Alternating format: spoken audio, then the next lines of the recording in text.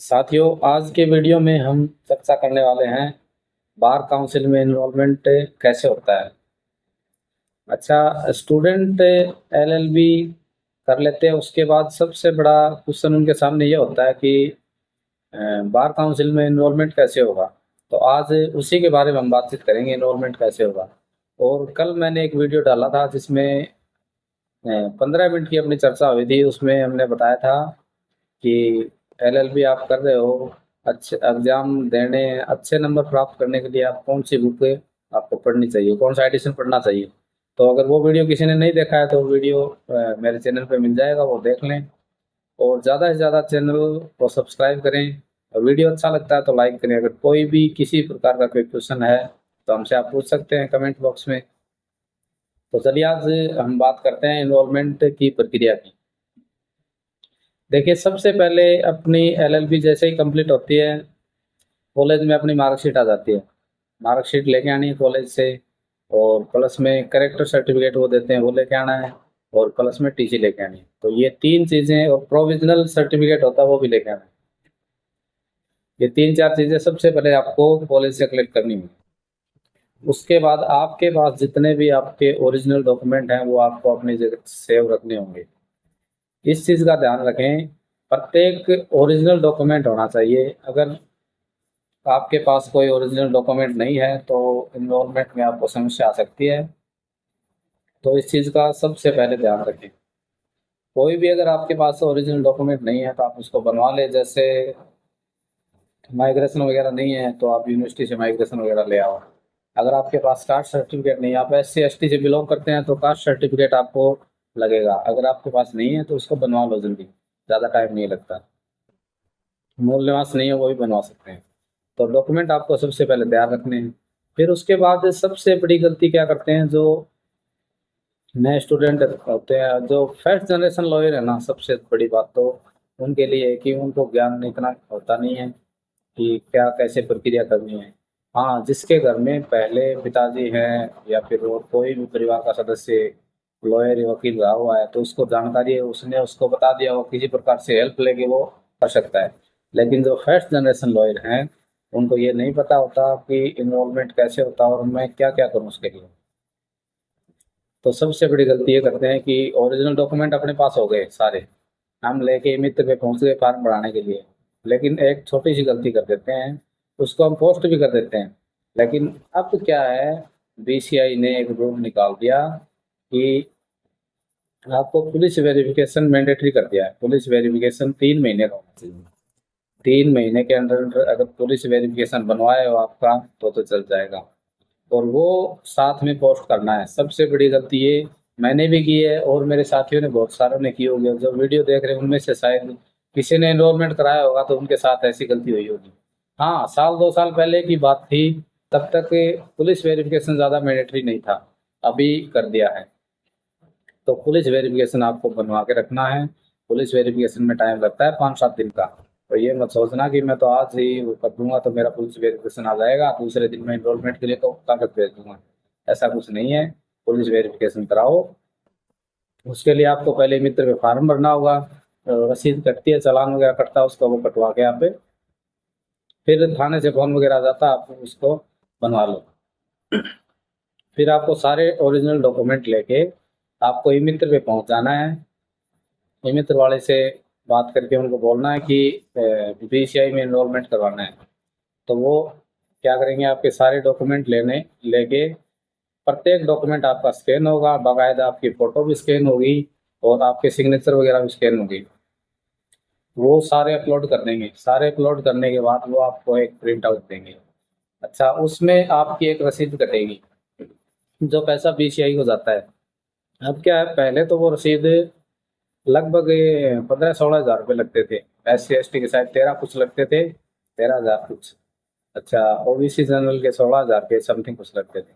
लेकिन अभी बीसीआई ने क्या है वो कम कर दिया है। शायद एस सी एस टी के 125 रुपये समथिंग हैं और ओबीसी जनरल के शायद 750 के आसपास। तो अभी वो भी कम कर दिया, उसकी समस्या नहीं है। 125 हज़ार रुपये के लगभग मान के चलो सारा खर्चा हो जाएगा। आपको वो रसीद कटवा लेनी है। अब जो प्रिंट आउट ई मित्र वाला आपको देता है वो प्रिंट आउट आपको सेव रखना है।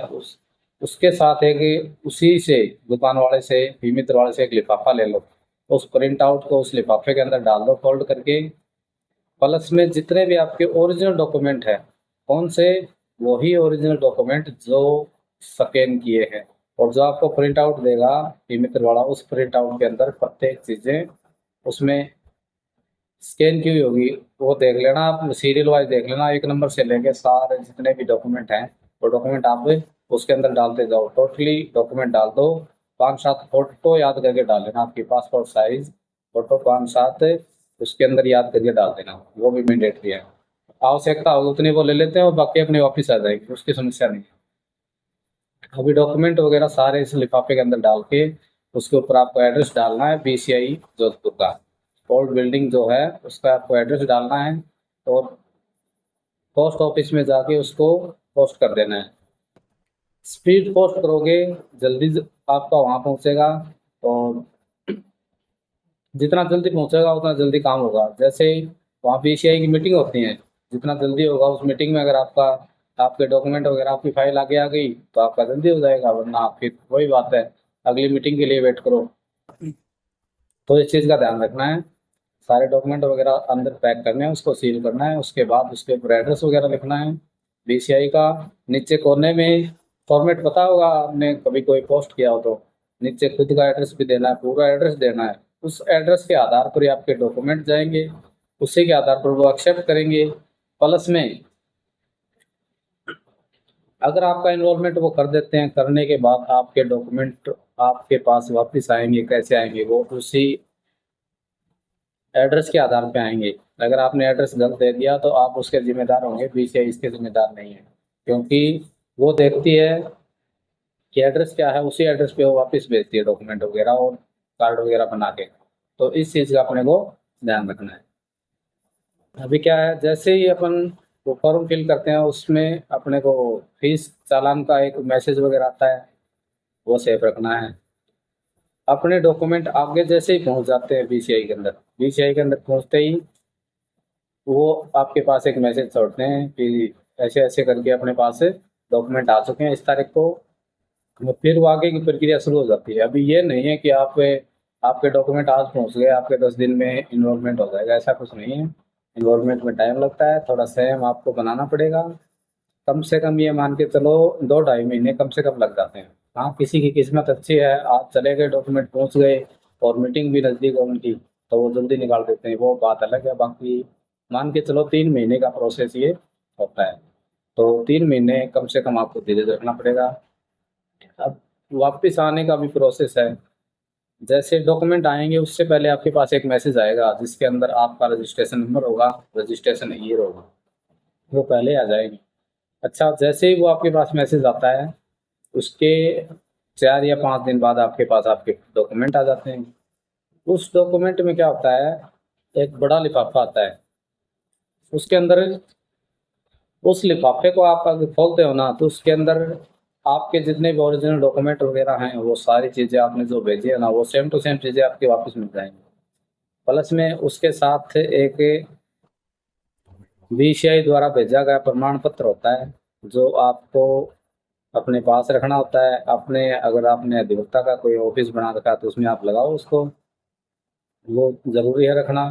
प्लस में साथ में एक वो आइडेंटिटी कार्ड बना के देते हैं, वो अपने जेब में एनी टाइम अपने को रखना है, क्योंकि हमारे पास वकील होने का सबूत वही है। तो ये चीज़ें इन्वॉल्वमेंट की प्रक्रिया है। इसके अलावा ऐसा इसमें कोई टाइम वगैरह नहीं लगता, ये टाइम ये लगता है 2-3 महीने लगेंगे, बस आप उसमें थोड़ा संयम रखो, इन्वॉल्वमेंट होके जल्दी आ जाता है और कोई समस्या है नहीं इसमें। तो साथियों, ये थी इनरोलमेंट की प्रक्रिया। इसमें लगभग 3 महीने का टाइम तो लगेगा, मान के चलो, किसी का जल्दी हो जाता है 2-2.5 महीने में हो जाता है, वो बात अलग है। बाकी 3 महीने का टाइम मान के चलो आप, कम से कम लग जाता है। और डॉक्यूमेंट आपके कहीं नहीं जाने, अगर आपने एड्रेस सही दे दिया तो डॉक्यूमेंट आपके बिल्कुल सही टाइम पे पहुंचेंगे, तो इसमें कोई समस्या नहीं है। तो मेरा अभी रिसेंटली हुआ है, लगभग 7-8 महीने मेरे हो चुके हैं इनरोलमेंट के, तो लगभग यही 2.5-3 महीने का टाइम लगा था। सब कुछ अपना सेफ है, बिल्कुल ये टेंशन मत लें कि नहीं मेरे तो डॉक्यूमेंट नहीं आएंगे, मैं सेंड नहीं करूँगा, ऐसा कुछ नहीं है।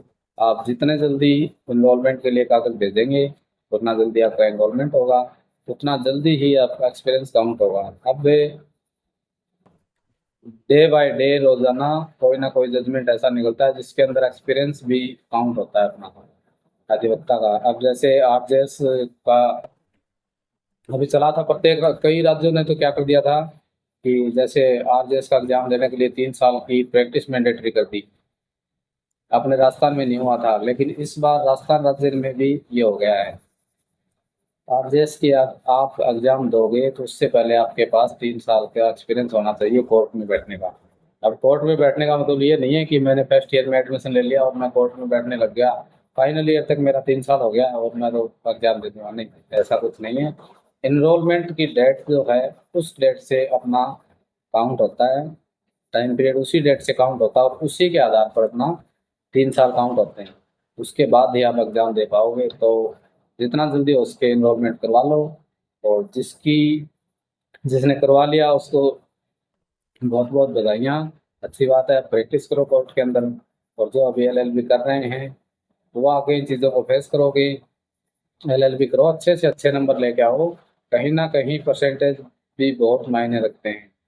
तो एलएलबी थोड़ा अच्छे से करो, इसको हल्के में मत लो। ये मत सोचो कि बीए जैसे बीए का एग्जाम दे दिया वैसे हम वैसे एग्जाम दे देंगे। ये चीज़ें हमने कल वाले वीडियो में बात की थी, अगर आपने वीडियो देखा हो तो, नहीं देखा हो तो एक बार 5-10 मिनट निकाल के उस वीडियो को देख लेना। उसमें हमने ये बातें की हुई है। प्लस में एलएलबी के मतलब एग्जाम देने के लिए क्या कुछ अच्छा रहेगा वो चीज़ें सारी उस वीडियो में बात की हुई है। तो दोस्तों बस यही बात करना चाहूँगा। और अगर वीडियो को आपने लाइक नहीं किया तो लाइक कीजिए और चैनल को सब्सक्राइब कर दीजिए। आगे भी ऐसी वीडियो पाने के लिए जल्दी जल्दी जुड़ जाओ सभी, और शेयर कर दो 1-2 ग्रुपों में या फिर आपके यार दोस्तों के पास। धन्यवाद।